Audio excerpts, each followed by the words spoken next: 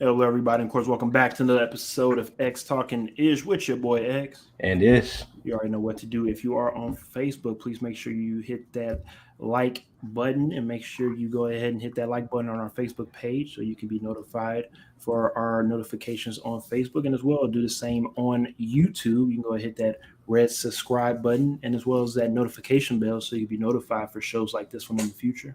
ding. Thank you for that, Ish. And as well, check us out on Twitter at X Talking Ish, and as well within my personal page at X underscore Williams 81. So, Ish, of course, we left off last week on the pre-draft mock draft, of course, that we had here on X Talking Ish. Now, of course, obviously, it's the recap of the NFL draft. Now, before we do that, we have to stop everything ish because we have a very very special guest on the show. He has been here before, but it doesn't make him any less special at all. If anything, it makes him even more special because he said, "Hey, I'm gonna give these guys another opportunity." Yeah. Because that is very big because this man is a very busy man, especially being busy in a new city. And we'll talk about that very shortly. But I want to introduce the two-time, not one time, but two-time Super Bowl winning champion, Elandon Roberts. I want to introduce him to the stage. Thank you very much, E-Rob, for joining us at X Talking Ish. How you doing tonight? Yo, yo, what up, fellas? All good, man. Glad to be back, part of this, man. What y'all doing? Like I told y'all before, I feel like it's very dope. Uh, you know, organic, and what I'm saying, just having fun. So I like what y'all doing. And anytime y'all want me on, man, I'm more than, what I'm saying. If I'm capable of coming, I'm definitely gonna be here. So He's a man of his words. Like he Yeah. said, if he's able to be on, he will be on. We appreciate him for doing that for us. First things first, like we talked about before, obviously the draft happened last week. Obviously, you are a guy that got drafted in the NFL. So before we get into the draft, before we get into what's going on with you in Pittsburgh, let's just run back the whole draft experience for yourself. Just talk a little bit about that for the people that don't know how the draft experience was for you and how the emotions were going on. You know, sitting waiting for your name to be called, and also how you landed with the New England Patriots. How that story went about. well, it's crazy because this year is my first year actually like really, really watching the draft since I got drafted. It was my first year really watching it because I was just intrigued in like, who was gonna draft who and I had really watched a lot of college football this year, so I was just back intrigued into the draft. My draft process was it was stressful, it's when you just sitting and you just waiting for that phone to ring, you waiting for that call, waiting for the opportunity, this is something that I personally been playing football since I was 4 years old. My dream was to get drafted, and going through that whole process, I'm hearing. I knew I was going to be a day three guy, but I was hearing, you know, I was going to be off the board as soon as day three started. I was going to be a fourth round pick, fourth to fifth, and I ended up dropping to the sixth round. But it was all a blessing. It was kind of crazy because New England drafted me, and that was the one team I didn't talk to really the whole draft process. So I was kind of surprised, like the whole time, Bill Carr, and I was like, "It's Bill Belichick." I'm like, "What?" Like, what I'm saying? And then when the area code came across, I'm like, "Man, who is this calling me?" Like, I'm waiting for a team. I didn't even notice it. Like, I didn't recognize his answer, and yeah, it was Bill Belichick, and it was a blessing. And I like I tell guys that got drafted, didn't get drafted, even in first round picks, like, you know, getting drafted is the easy part. Staying in is the hardest part, Yep. because I didn't seen him come and I didn't seen him go. I didn't seen the number one linebacker in my draft class, not even, in the league no more.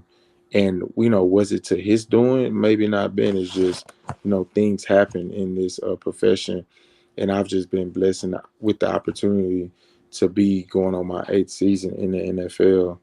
And, that's the biggest blessing of it all. And through my, I wouldn't call going later in the draft adversity. I call it through my blessings, through my testimony. It made me it molded me and made me into the person, the father, and the football player I am today. So I think once I got over that hump, I was able to like watch the draft. It was just so stressful. I'm like, man, I can't see kids go through what I went through. Like, I know it's stressful, and whatnot. And just getting older in the game and stuff like that. I look at it different now. This year I looked at it different. Like, man, you know what?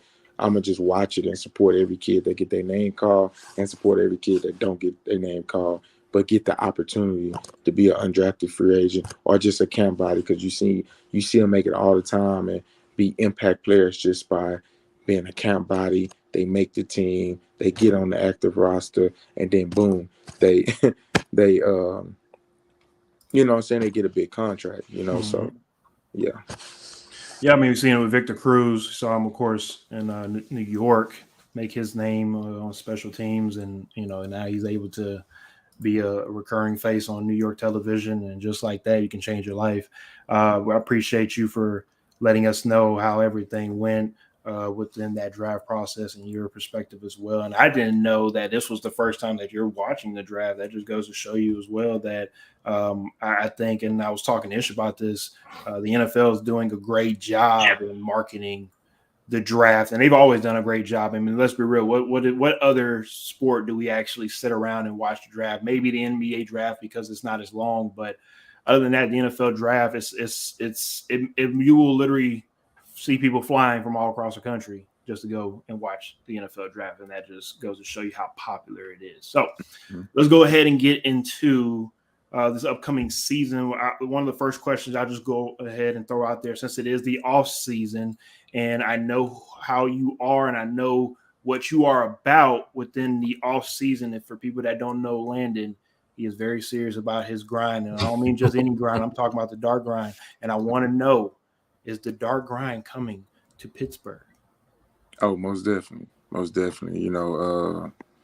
With that grind, like I didn't spoke of since I didn't sign with the team, my job is to come in and earn my teammates' trust, coaches' trust, in the city of Pittsburgh, and I'm here right now, in volunteer workouts, making sure I'm learning my playbook, making sure, I'm around my teammates, learning the people around the building, because that's big with me, because, in life it's hard for two people to trust each other, but on the field you got to get all 11. So if me just going off, I'm a so-called vet and I don't want to come to training camp, until training camp, I don't want to do OTAs and stuff like that. How can I look at a group of men, a whole organization, and expect them to let me lead and they'll follow? So I got to get in early. I got to start that grind. I got to, sacrifice time away from my family so that I can be here and earn these guys' trust, and that's how I just feel like that's what you do when you have a bigger goal. And with Pittsburgh, of the reason me signing here was because of the bigger goal. I'm getting later in my career, and I want to be around a organization that is, the foundation is already laid, and what better organization to be a part of than the Pittsburgh Steelers with that foundation. And they have a great leader in the building with Coach Mike Tomlin running the show and stuff like that. Great culture around the building. Since I even signed and been able to get around everyone in there, I enjoy going to work every morning. I enjoy embracing my teammates, my coaches. Shoot, I enjoy seeing the security guards every morning. Shoot, just being able to get an opportunity to, when them gates open, you see that you still being able to put that shield on your chest. It's a great opportunity. I just don't take it for granted. So whatever I have to sacrifice to do that, what I'm saying, I will, because I understand every year coming into this league that, everybody is going for the same common goal, and that's a Super Bowl.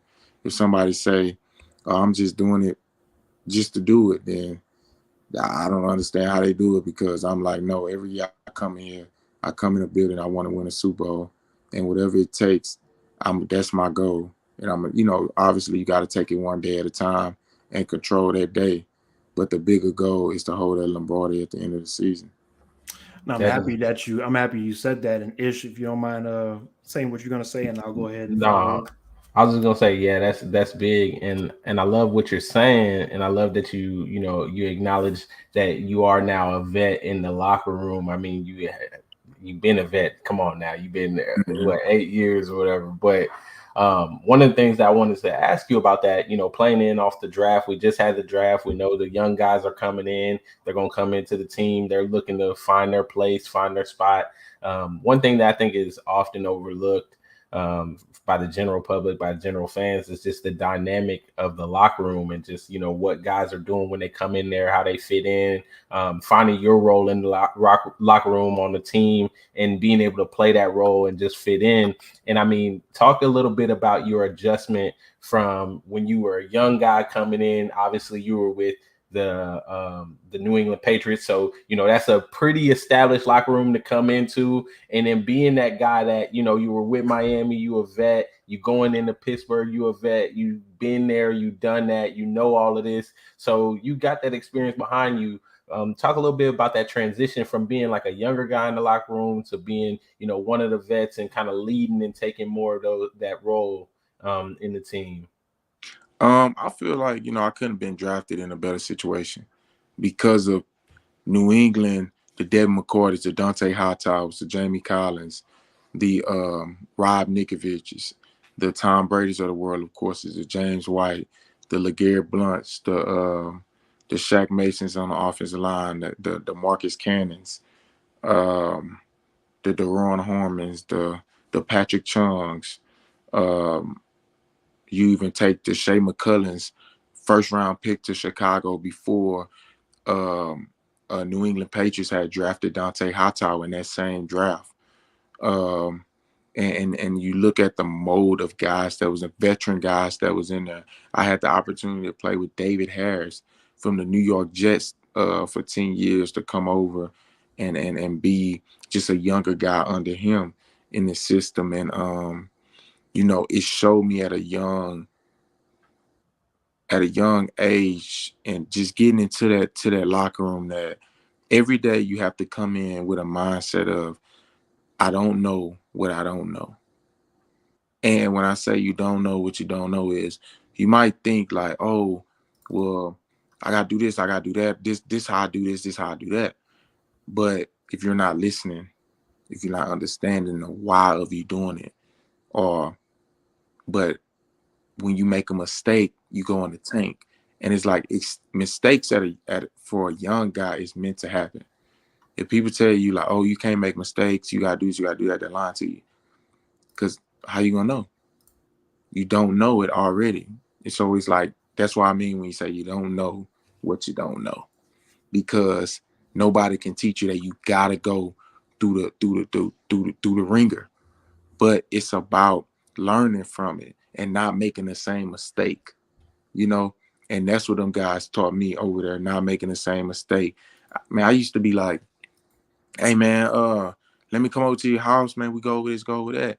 You gotta understand, it's a grown man league. They looking at you like, bro, I got a wife and kids at home.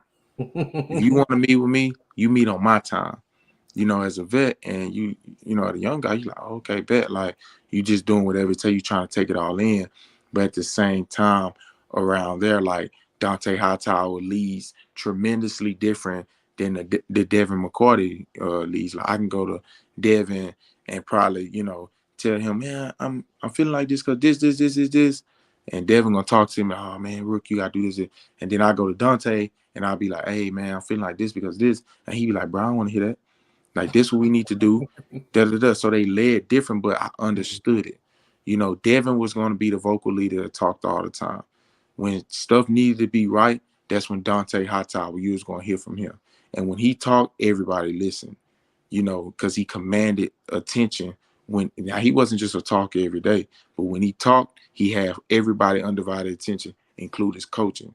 So it just taught me at a young age to like, I sponged off them guys. I felt like I was a good leader coming out of college, but you know, you don't know what you don't know, you know. So I was able to sponge off all them guys, you know, take a little from here, take a little from there, and stuff like that. And you know, when it came my time to leave New England, which was hard, you know, I didn't have to, you know, because New England did want me back in that year, but Brian Flores was the head coach at Miami, and that was my linebacker coach when I was in New England. I was very comfortable with him.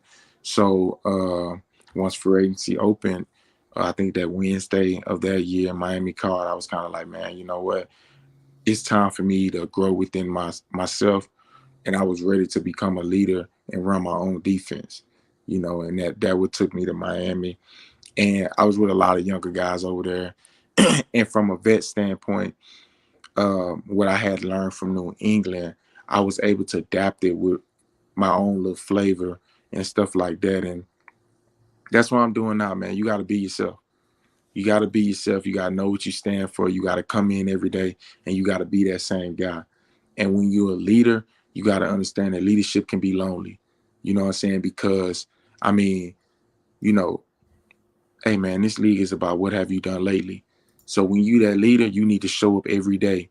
You got to be that same guy. You know what I'm saying? Then after you leave the facility, you're expected to be that same guy at home in your household.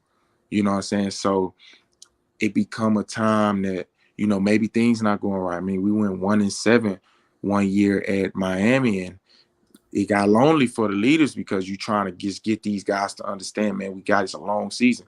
And then we in 8-7. We almost made the playoffs. Mm-hmm. This year, you know, in Miami, you know, due to injuries again, two will go down and we go losing streak, then get back. We back on them, and then two will go down. We back on another losing streak, and two will come back. And we end up making the playoffs, but through that ringer, you got to keep your guys locked in on the bigger picture. You got to make, and you like, man, it's grown men, but we all human. We all have our ups and downs, you know, just like any other job. And as a leader, your job is to make sure that you intact and your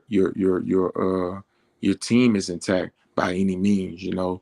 And that's what I was able to like grow in and understand, and being able to come over to this newer culture at Pittsburgh. You know, you got the Cam Haywoods of the world, you got the TJ Watts that's already that established in this defense. For me, all I want to do is come in and adapt to these guys. I'm not coming in to, oh, this how I do it. No, how y'all do it? That's why I'm here. I want to learn my teammates. I want to understand where they're coming from because the foundation is already laid. All I'm here to do is adapt to them guys and bring my leadership and my style of play over to help us become a number one defense, because that's the goal, you know. And with me being here early, it's just to earn them guys' trust, learn my playbook. So when I'm adapting to them, they're understanding it, and they know, like, man, this guy putting in the work, and he ain't coming in saying, oh man, I've been in the league 8 years, because that don't mean shit. That don't mean nothing. I don't care if you've been in the league for 12 years. If you come into a foundation that's already laid, it's your job to adapt to it. It's your job to come to work every day and understand the mission. Because at the end of the day, the mission is to win a Super Bowl. That's it. And I know a lot of people, sometimes they get afraid to talk about it. But it's like, bro, what we do this for? Like, I do this to win, you know, and that was my number one goal, was to get with a foundation that was like, that was on that same beat. And it was a blessing that I was able to get a call from Pittsburgh, which I had numerous teams, but when I got the call from Pittsburgh, I'm like, that's me right there. Like, whatever we need to do to make it happen, let's make it happen. And once we make it happen, I'm gonna make damn sure I go in here, earn these guys' trust, so that we can elevate to the standard that's already been set at Pittsburgh. You sound like a guy that's been around Tom Brady for a couple years. Yeah, that's my dog. Now let me follow up with everything that you just said and segue into this question. 2 questions actually within one. One, are you going for that captain patch? because you've been a captain, for multiple years now. The captains for last season was T.J. Watt and also Cam Hayward. Of course, you just brought him up. Cam Hayward has been their guy there for years. T.J. Watt has been a 2-time captain. I'm not saying that you will get it, but I'm just saying when I know that my guy's going to go in there and put in the work and everybody's going to see it, it's going to be very hard not to give it to him. So with that being said, is that one of your personal goals, or is it another personal goal that you have within the organization that you're trying to achieve this season? To be honest, like being named a captain, I don't feel like always is like, it's an honor and I don't take it lightly. But if I wasn't named a captain like that, as long as Cam, TJ, Nika behind me can look at me and be able to trust me, that's all I need. Like that and whatnot. So I'm cool on it, and whatnot. But don't get me wrong, it'll be a big honor to be a captain for this organization. But like I said, if not, I would still be the same Elandon Roberts every day in that door. You're gonna be able to trust me. Yes, sir. Ish, you got a question for E-Rob before we move on to the next one? No, man. The biggest thing is, you go into the Steelers, the adjustments to playoffs, big news coming out of AFC North. Lamar Jackson just got re-signed. What is the? I mean, I'm not gonna say what is the expectation, because obviously the expectation in Pittsburgh every single year is to go win that North and go, challenge for a Super Bowl, which is, like you said, you're already there. But from your standpoint, what are you looking at? What do you call a success this season? What are you looking at, personal wise, team wise? What are your goals this year going into the season? You talking about as like a team success? Both team and personal. Super Bowl. That's it. That's it. That's all. That's it. And also another thing I want to throw out there: playing 17 games is something you was able to come back after that injury. You played all one more time. 2 years in a row. My bad. Oh, 2 years in a row now. My bad. It felt like it was not that long ago, but it has been, and we're glad to see you back healthy again and playing at full strength. And I expect you to play another 7 this upcoming season, especially playing a position like linebacker, getting hit pretty much almost every play. That is a tremendous accomplishment. I think, especially, obviously, I played in the past. I know how it is. So for you to be able to do that, that's great. Let's go ahead and move forward to, and like Ish brought up, and we've talked about this in the past, Landon. We know that you played, obviously, against Lamar Jackson. There's probably one guy you're probably looking forward to playing against. But what's another team or even player that you're looking forward to playing against, especially being in either that division or outside opponents? I guess since we played the division last year, it's kind of, I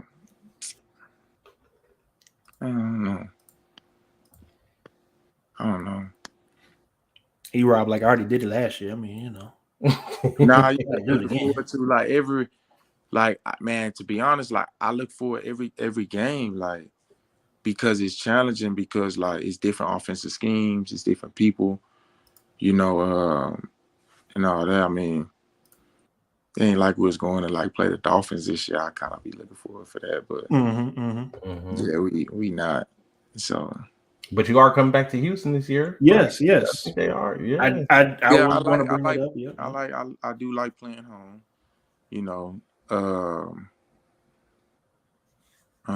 He asked me what team I was looking forward to playing though. Well, I mean, I like playing home. That's cool. I like playing in Houston and whatnot. We know Mama's definitely gonna be at that game, Auntie Stephanie, she ain't about going up north to go watch them games unless she's in the box. Unless she in the box. Yeah, I haven't did too much like research on Houston yet. I knew about their draft picks. I feel like they drafted well. It didn't surprise me that they went got a QB. It didn't surprise me that they traded up to get the guy from Alabama, because they didn't surprised the hell out of me. Shit, I was expecting to go back to back like that. Yeah, I thought they were drinking some shit. Yeah, it didn't surprise me. Like, Yeah, because they love that guy, that defensive end. So it didn't surprise me, but they did Yeah, I need. mean that's who I thought they were going to get the first pick. But hey, Nah, they were you able to double dip. you can't win in this league without a QB. You ain't wrong. You're not wrong. You're not wrong, sir. You're not wrong. You got to have a quarterback. You're not wrong. All right, let me go ahead and end it with this last question. I want to get you out of here. Like I said, I told you I'll keep you about 20, 30 minutes, get you on about your night. Like I've asked in the beginning, in the pre-show, just want to end it with this. Will you be a part of the team that will keep the Mike Tomlin 500 record continuing and going? And I think it could last for 20 plus seasons just due to Mike Tomlin being last that till great he of a retires. coach. Well, hey, probably again until he retires. This is something that I think, but even if it ends this season, which I don't think it will, Landon, he's a walk-in Hall of Famer as a coach. That's just how great I think of a coach Mike Tomlin is, and you get to play with Bill Belichick, who people think is probably the greatest coach of all time, and now another great coach coming up as well with Mike Tomlin. Mm-hmm. Will you keep the record alive, Landon? You gotta be a part of it. You gotta keep it alive. Let me hear you. Well, I mean, the goal is the Super Bowl. See, I don't know why I'm not even asking these silly questions, Ish. I just need to go ahead and end it on there, right? Hey, I mean, you can't get to the Super Bowl. You can't get to the Super Bowl with a losing record, right? I'm just saying, the goal is the Super Bowl. You know, and it ain't really ever been my style to do talking. You know, I'm really like, you know, solution based. You know, right, don't get mic'd up week 3 and we hear you out here chirping. I'm gonna chirp on that field. You know, off the field. I kind of talk the whole game and whatnot. That's just me.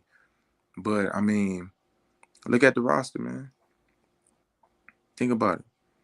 Look how you know, good group of offensive linemen come in. You already had a decent O line. Now you get better at the offensive line position. You know, you got Pat P, one of the corners. I mean, do we even have to speak about this defensive line? You know, you look at our running back, you know what I'm saying? We just was able to add A-Rod to the receiver core. Add a beast tight end in the 3rd round of the draft as well to go with Pat Freiermuth, who was already there. I mean, it's a lot of weapons. It's a lot of weapons. A lot of 12 personnel coming. Mika at the safety.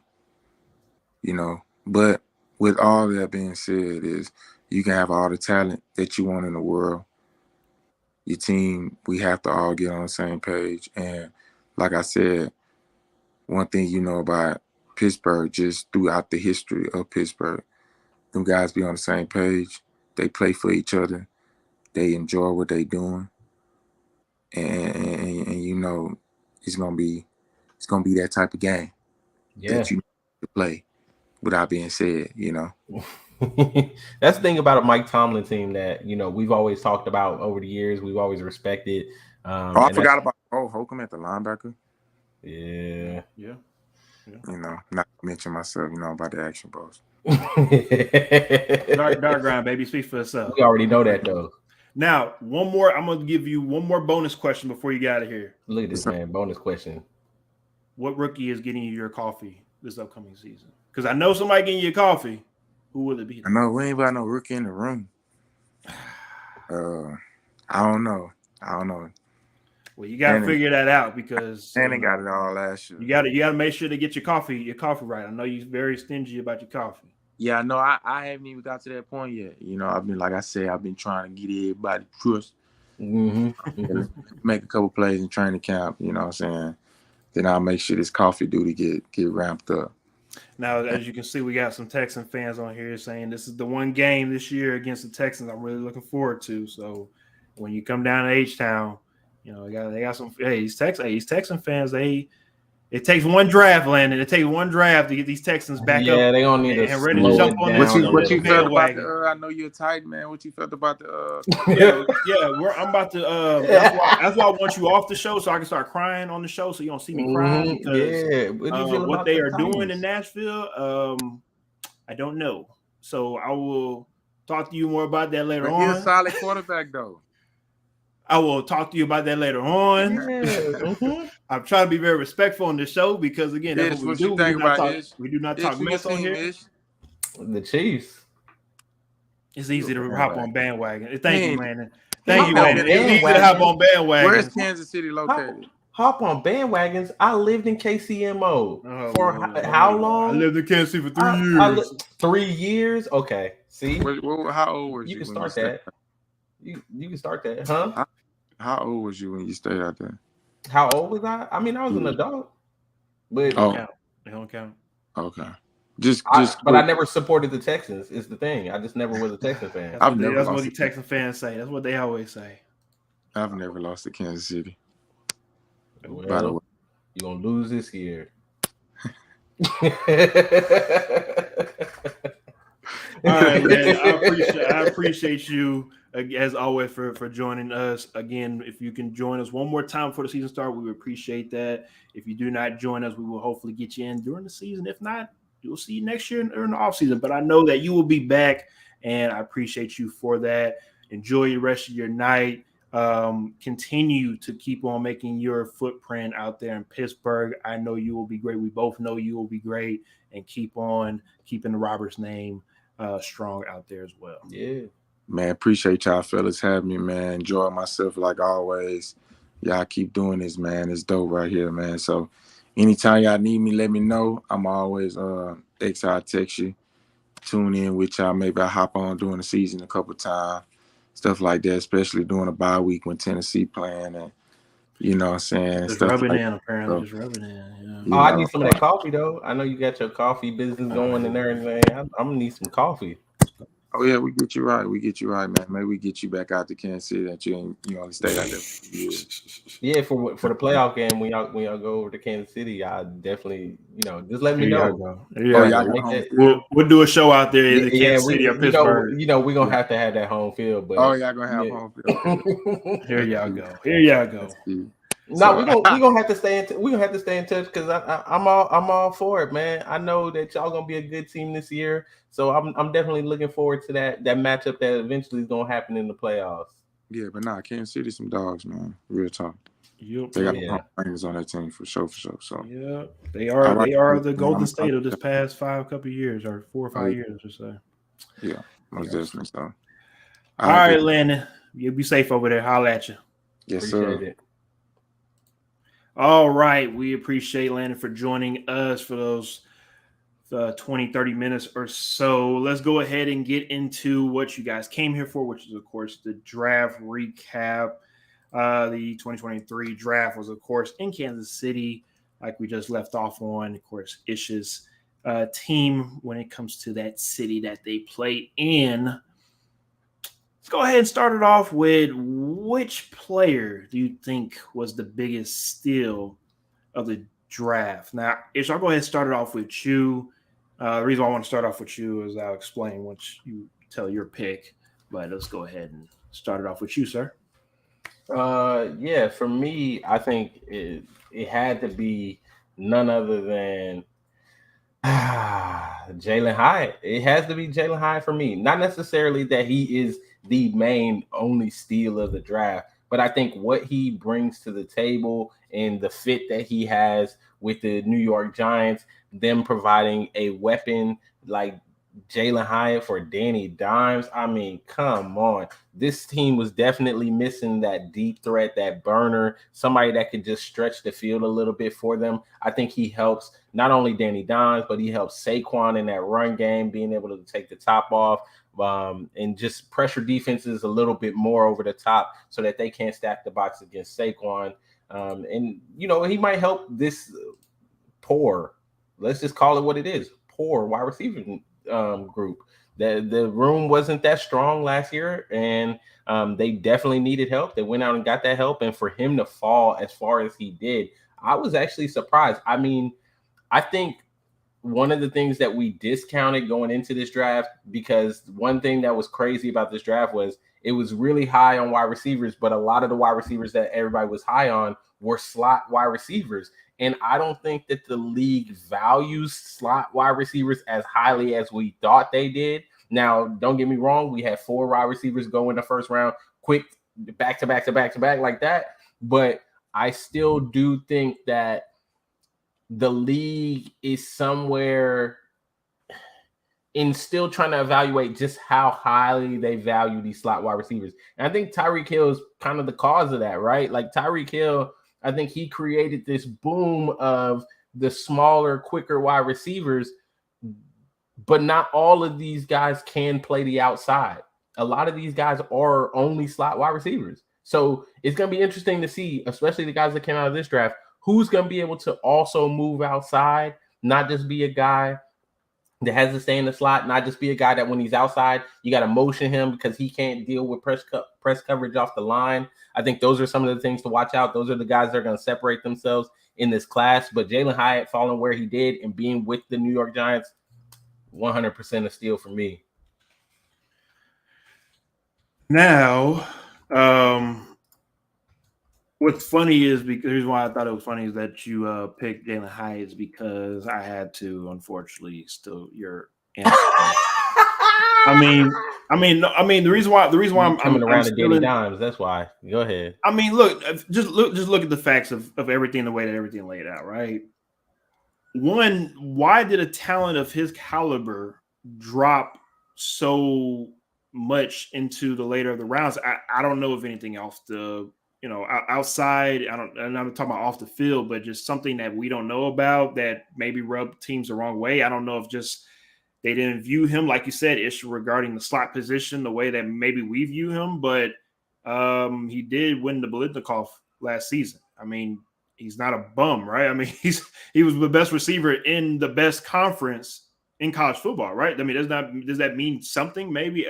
Again, we're so high on these SEC quarterbacks, and we know good and damn well that none of these SEC quarterbacks really pan out in the NFL. But a lot of these SEC wide receivers definitely do. And I will be the first one to say it, and I know people are going to look at me crazy when I say this, and it's perfectly fine because when I was saying it in my head, I felt like I was sounding a little crazy as well. But he reminds me of a mixture of like Victor Cruz and OBJ. And I think he fits in perfectly in New York because he's like a love child between both of them. You funny. And a love child. He is going to an offense that Brian Daboll is going to throw the ball around. Danny Dimes needs some weapons. And it's a perfect match. I mean, this is one of those draft picks like we talked about in the first round last episode-ish where some draft picks just make sense for some teams. Yep. This one just made sense. I don't know if everybody saw that clip of the Cowboy scout that was talking to him during his pro day and was telling him that he wasn't, I wouldn't say he wasn't telling him that he wasn't that good of a route runner, but he was just pretty much letting him know that, hey, you know what type of wide receiver you are, right? And as a wide receiver, no disrespect, but that's pretty disrespectful because as a wide receiver, we like to be multifaceted. You don't want to be just known for being a speed guy, just being a possession guy, just being a route running guy. You want to be a little bit of mixture of everything. So maybe Jalen Hyatt take that personal.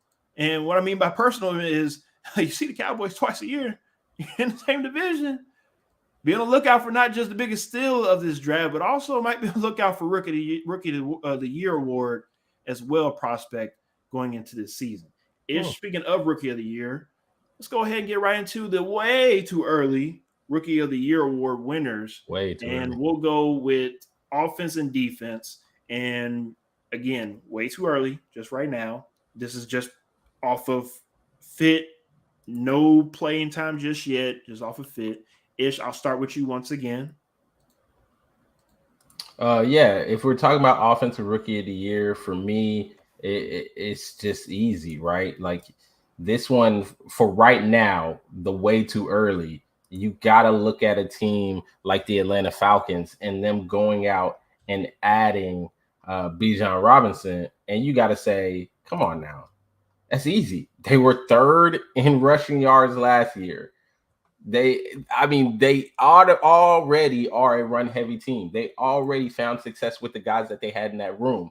Let's all be honest as well. Those guys are not the caliber of Bijan Robinson. So when you add a guy like Bijan Robinson to that group, a guy that people are saying is potentially a generational running back, one of the top running backs to come out in a very long time, you have to think if things go well this year, offense rookie of the year should be a cakewalk for him, right? Like as of right now, way too early. You got to think that way right now. We'll see as it goes along, and we get closer to the season, as teams kind of start fleshing out their depth charts. Maybe we may see somebody put in a better position. I can automatically think of like a Jordan Addison in Minnesota. With Justin Jefferson on the other side of you, you're going to get a lot of opportunities. You're going to get the ball. You're going to get favorable matchups. So I'm definitely looking that way. Definitely looking at Jackson Smith and Jigba and how he has the setup of you got DK Metcalf and Tyler Lockett. Who are you putting on this guy in the slot? I mean, that's going to be very, very fun to watch. So we'll have to see. The only thing about Seattle for me is they run the ball way too much. They're not really like that in the past game. But Geno was letting it go last year. So Geno was letting that thing fly. He was letting that thing slang, baby. Yeah, he was slanging that thing. I hate to have to do this because I feel like Ish took my explanation for me. When it comes to why I'm picking Jordan Addison as rookie of the year award winner. The reason why is because, like Ish said, everybody in the league, if you don't know by now, you better know when it comes to Justin Jefferson is a real thing. And if you don't put at least your best corner on him, you better put your second best and somebody over the top, or it's going to be problems. It might be problems still with your best corner over there. And if he's going to gain that much attention, and you have a guy like Jordan Addison who's not just a regular rookie. If you go watch him play, and I'm not talking about just at USC, but at Pittsburgh, I think he played better at Pittsburgh than he did at USC. Now, obviously, he transferred one season, new scheme, all that good stuff, blah, blah, a little bit different. But when he played at Pittsburgh, I mean, the route running is exceptional, especially playing in those types of conditions. Hands are great. Overall, just a really damn good athlete. Now you pair him with Justin Jefferson, and then also you have a guy like Kirk Cousins who can get you the ball. It's not like it's Jimmy Garoppolo, right? It's not like it's somebody that you have question marks on. I don't know, or Danny Dimes or Mac Jones. Whoa! Yeah, I said it. I'm kidding. Let's see if last year wasn't a fluke, and let's see if Danny Dimes can do it again. And I'll go ahead and crown him just for you. Right. But with Justin Jefferson, no-brainer. let me finish my with Jordan Addison being added to the mix within the Vikings. Even though the Vikings probably could have went a different way within their first couple of picks, I do like them going wide receiver because I think it shows that they are all in next year with Kirk Cousins, and that's it. I think this upcoming year, this is probably it for Kirk Cousins and the Vikings. If not, they're moving on, and we'll see what happens with them. But for right now, that's my pick. And Fracture Warner says, X, stop with the Danny slander. I apologize. I know y'all out here getting on me. Let me go ahead and get to Defensive Player Rookie of the Year award, who I have, and I'll just go ahead and throw it out there because it looks like we're all on the same page. Looks like we're all on the same page. Me, Ish, and also Fracture Walnut. I mean, it looks like we are all in a three-way tie in regards of who's going to win Defensive Player of the Year. Now, obviously, they have to play, but the same way I look at it with the Vikings on who they already have and who you plug in and playing, I look at the same way with the Seahawks. I mean, you're going into a defensive-friendly type of team, right, with a second-year cornerback now who's going to be this upcoming season, with a guy that probably could have won Rookie of the Year last year, and who's finally going to get some more help on the other side to make sure that become the LOB 2.0 moving forward. And it's going to be very interesting to see how this all plays out in Seattle, because this could be, I'll say, I guess, the last dance for Pete Carroll these next 3 years or so, and seeing what he can get out of Geno and that offense. And I'll talk about them shortly in the next couple of more segments that we have. But yeah, it's Devin Witherspoon for me. Yeah, 100%. It's Devin Witherspoon for me. I thought about it. I thought of, maybe you could say a guy like Jalen Carter. I mean, honestly, a lot of people thought best player in the draft, right? And then to have him go to Philadelphia, where he's going to be in an amazing situation, I could see where people might say, you know what, hey, Jalen Carter, that's the guy. But for me, a lot like you said, when you look at the guys that are around him, when you look at the setup that he's going to, when you look at the scheme that he's going to, I think that all things are set up for Devin Witherspoon to be successful early. And I mean, just look at his teammate on the other side of the other side, who was successful last year as a rookie. So when you combine what his teammate was able to do last year, then you look at the skill set that he has. He plays big. He's not just a guy that can cover. He's a guy that's going to come down. He's going to hit you. He plays physical. And I mean, you look at the division that they're in, that's definitely something that is needed in that division. I think that all things are set up for him to be the defensive rookie of the year. Yeah, I mean, we're all on the same page on that one. Let's go ahead and move to the draft winners and losers. Now, Ish, and I'll agree with Ish when he says this, because I might be just mimicking what TV says when it comes to draft winners and losers. But like Ish said, when he had to stop me in the pregame show, you're right, Ish. No team is a loser when you're out here drafting, because these young men' dreams are coming true. Everybody's making money. Everybody's happy. It's a great experience. So at the end of the day, nobody are losers. They will be titled draft losers, but nobody are losers. I just want to put that disclaimer out there to make sure people know that there are no losers out here. But for draft winners, I'm going to go ahead and just have all the teams out for this one. I'll start off with mine. I have, obviously, the Texans. I'll get to that shortly. I have the Seahawks and as well with the Eagles. Ish. Yeah, I got the Eagles, the Steelers, and the Texans. So we agreed on the Eagles and the Texans, which I think the Texans is a controversial one. Oh, go ahead. Don't stop there. Finish up. No. So I think the Texans is the controversial one, because I think it's controversial on whether or not you feel that the trade that they and what they gave up to move back up to number 3, if it was too much and they definitely lost that trade, or if it was good and it was good business. I think that's really where a lot of people are stuck on whether or not they think the Texans won or they lost. And for me, this is just how I look at the trade, right? If I'm looking at this trade, a lot of people are putting the value of the trade on Will Anderson. And I think you're misguided if that's how you look at it.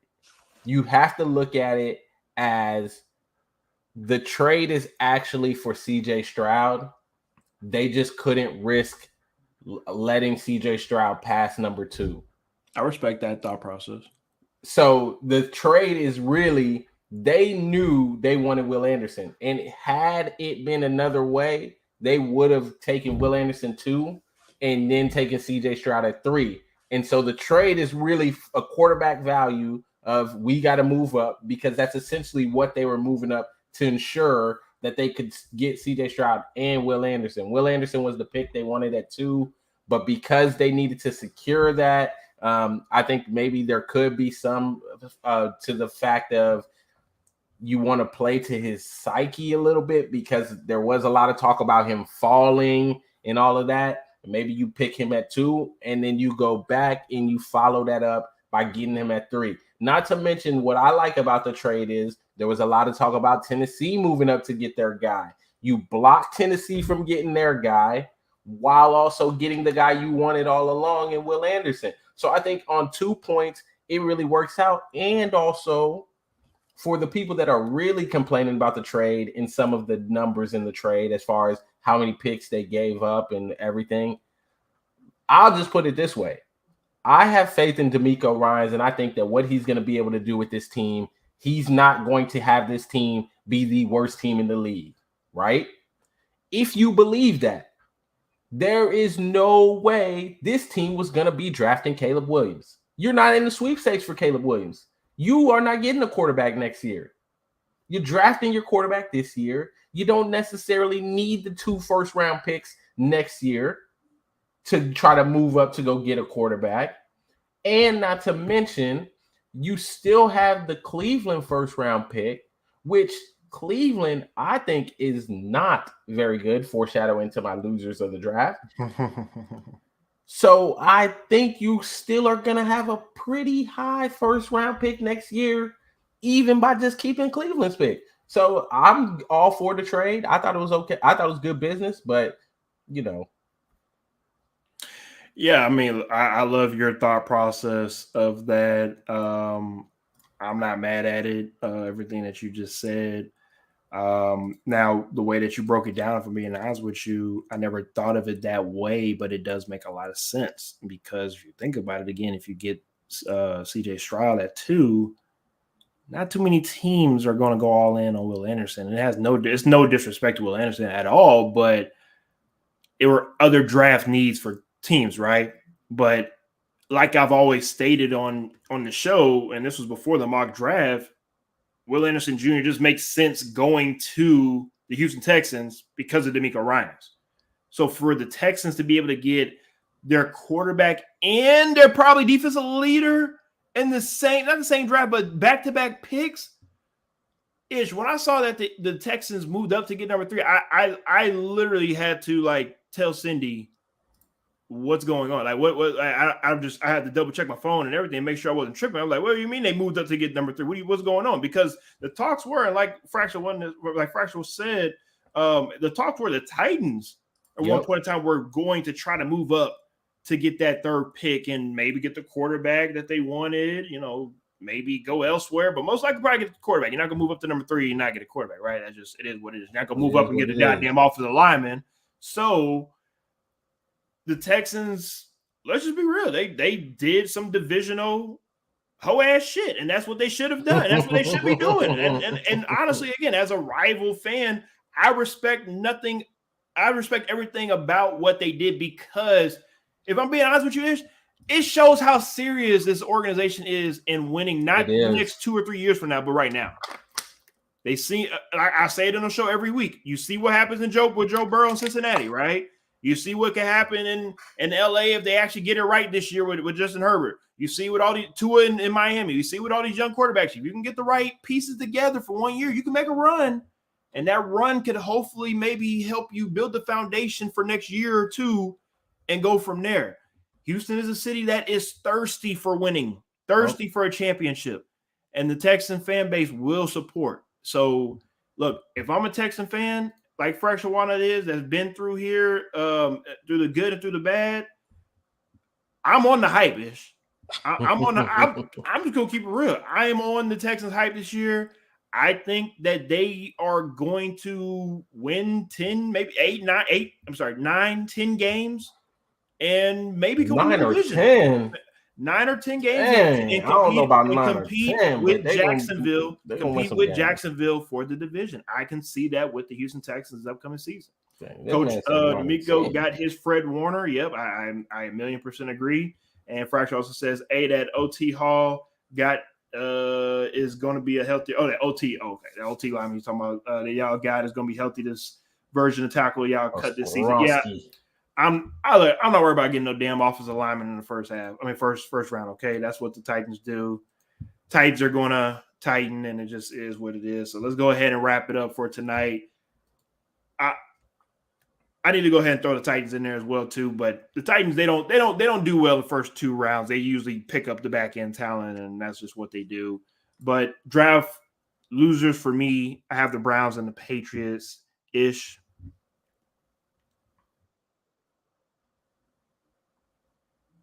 You there, Ish? Oh, okay. I've got the Dolphins and the Browns. We're the same again as far as with the Browns. Yes.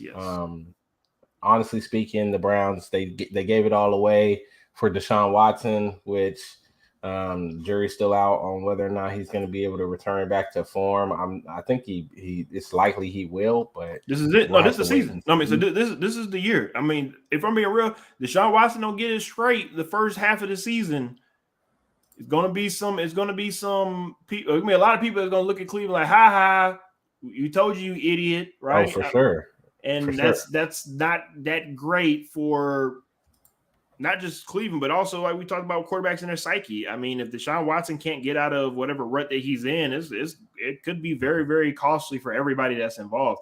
I'm hoping that he has a bounce back season. I think that he will. I just think that he's just that good of a quarterback. I could be wrong when it comes to everything that he's been going through the last couple of years could mentally mess him up to where he's just not the same ever again. And that could be, very, very unfortunate for just the football terms of things. I know everything off the field is unfortunate as well, too. I'm not going to get into that. But in regards of just looking into that division-ish, when everybody's healthy, I want to see that division. Like, I want to see it popping, bro. Like, I want to see all four of those teams playing at their best and going against each other this upcoming season. Because I feel like the AFC North can be one of those divisions that can sneak up on us when it comes to being a little bit sneaky good. Oh yeah, for sure. And then just looking at my other team as well, the Dolphins. I mean, it's not necessarily. I don't really have anything against their picks per se. They just didn't have enough. That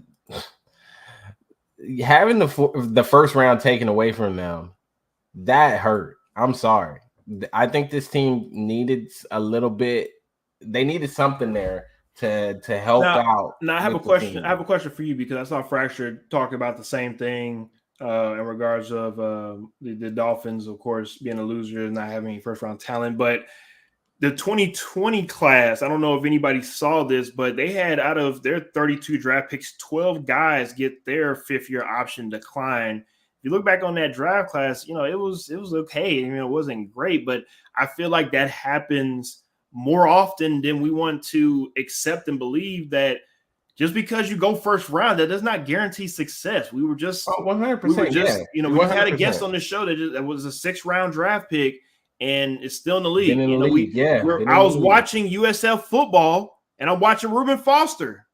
You feel me? Like a guy that was really damn good in college and in the league, and is not in the league anymore. So I don't think that I think we are putting too much emphasis and too much value in first-round picks, right? And as a team and as a general manager, you have to look at the whole. We got to look at what we got value-wise from 1 to 7. But as a media and as a casual fan, we want to talk about just the first-round pick, and that's fine. But overall, me personally, I don't view first-round draft picks as highly as everybody else wants to. Yeah, and I don't think that it's necessarily that first-round draft picks are the end-all, be-all. But I do think that on this team, for some of the needs that they had, it would have been beneficial to have a pick in the middle of the first round and get a better offensive lineman, right? Because offensive line, I definitely think they needed the help there. They didn't get one until the 7th round. So for me, when you look at the needs and you look at what they were able to pick up, let's talk about middle of the first round. Tight end would help as well. Think about whether they could have had. They could have had one of the top 2 tight ends in the draft, right? So I mean, it's not necessarily that you think that first rounds are going to pan out all the time, but what it is that you are looking at your needs and the kind of talent you can bring in, and I think a lot of the draft has to do with how do you fit with that team, right? Because I think there's a lot to be said about prospects who are able to go to a team and the team makeup. We heard Landon talk about the locker room, and he couldn't have gone to a better situation. Yep. And those sorts of situations, I think, play a lot into whether or not a guy is successful in the league and is able to make it. And I'm just looking at it from a standpoint of, if you have that first round pick, do you get a lineman? Do you get a tight end that maybe comes into a situation where, hey, I'm a first round guy that goes to a situation that is made for me. I'm on a successful team. We know that the Dolphins are a successful team. We know they're a team that's trending upward. So they're probably in a better situation than if you go to a team that's not quite in that same situation. There's more pressure on you. You got a lot that you got to do. The whole locker room still trying to figure out, who the leaders are, what's going on. The team completely in turnover. So that's the only thing I was looking at, and that's why for me, I'm looking at Miami's draft class, and I'm like, yeah. Although I do like that they added to their track team they got running on offense. Miami Vice over there, baby. Nothing but Lamborghinis and Ferraris. If you ain't spending more than $250,000 on vehicles over here, You ain't on this offense in Golly. Miami. Yeah, you can't play. Hey, shout out to my boy Baron out here checking us out on YouTube. He says hard to be right or wrong on anybody until year 3. Now he's not wrong. He's about 90% right on what he's saying, but there are exceptions, and I'm talking about either incline or decline. We've seen guys like obviously like Randy Moss, Fracture one, I talked about him earlier, Justin Jefferson, who I just talked about, Jamar Chase, right? You're gonna see guys that are gonna be like, yeah, that guy's gonna be good, right? We've seen guys like a Peyton Manning, right, that will come out rookie year, just absolutely look like dog shit, but he obviously had that dog in him still to come out here and still be a Hall of Famer. We've seen guys that play well their first year or two, get injured, don't bounce back the same, just never recover. We've seen guys start out slowly, right? Chill. Oh, of course. No, I 1,000,000% agree. Now, I wouldn't know about a bum. I wouldn't call him bum just yet, but he's a bum. He's a bum in this organization, as we call the Tennessee Titans, due to them not being a team that can develop quarterbacks. That's the main reason why. Now, if he goes to another organization and he can hopefully develop there and get better, hopefully we can see him as a backup. But he is not a starter right now. He will not be a starter anytime soon. And if he doesn't get right, I'm talking about all mechanics. I think mainly it's just mechanics and being more confident in the pocket. If he does not work on those two things, he will be out of the league in 3 to 5 years. It is what it is. And I'm just saying that as if he's not able to be a backup. I think he can be a serviceable backup quarterback in the league. That's just if he can put in the work to get a little bit better. I've heard good things. I've heard him, of course, getting better and out there in Nashville, but time will tell. Of course, we will, as always, wait and see this upcoming season. They don't have faith in him, so his time is done there in Nashville. Hey, it's not my organization. I just support it, unfortunately. Barron also says, say something about Malik that they drafted Mayo and the Coffee Boy. Yeah. I mean, good value, though, right? I mean, yeah, if you're looking at the value of the pick, you're getting a first-round talent, as Mel Kiper like to keep on saying about a guy that's very overrated who couldn't even beat out a guy at Penn State.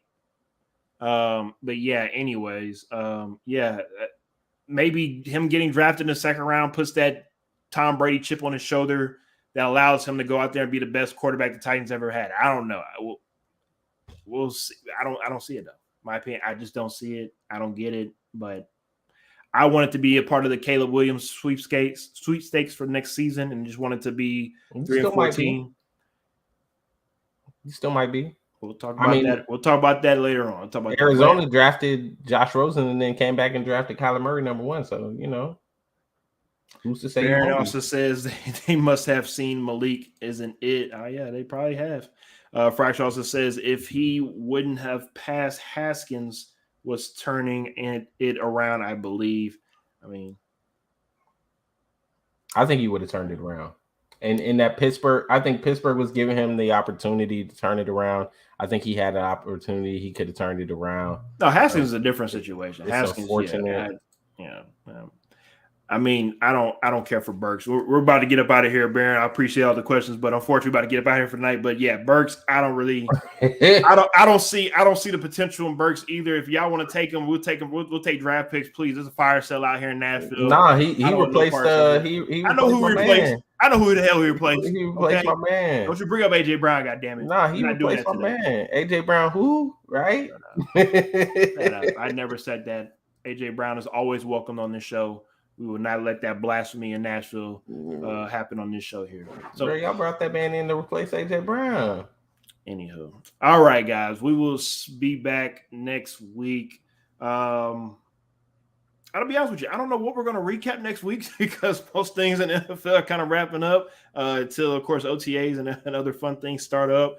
But if we're not back on next week, we might be on in 2 weeks. We'll let you guys know. And of course, we'll follow up. We will definitely let you guys know. And we'll, of course, as always, have another special guest on the show. I already got him in mind. I think I can get him on, and we'll see what happens. Again, in another week or two, we'll let you guys know on social media. Thank you guys for tuning in. As always, we cannot wait to see you guys once again. You guys have a great night. We out. Peace.